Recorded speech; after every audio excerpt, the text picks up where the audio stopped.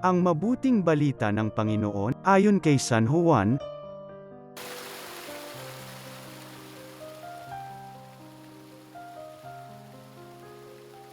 Noong panahong yun, sinabi ni Jesus sa kanyang mga alagad, "Ako ang tunay na puno ng ubas, at ang aking Ama ang tagapag-alaga." Pinuputol niya ang bawat sangang hindi namumunga, at kanya namang pinuputulan at nililinis ang bawat sangang namumunga upang lalong dumami ang bunga. Nalinis na kayo sa pamamagitan ng salitang sinabi ko sa inyo. Manatili kayo sa akin at mananatili ako sa inyo. Hindi makapamumunga ang sangang hindi nananatiling nakakabit sa puno. Gayon din naman, hindi kayo makapamumunga kung hindi kayo mananatili sa akin. Ako ang puno ng ubas, kayo ang mga sanga.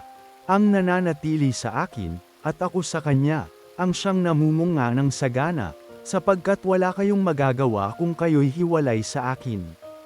Ang hindi nananatili sa akin ay itatapon at matutuyo, gaya ng sanga. Ang gayong mga sanga ay titipunin at susunugin.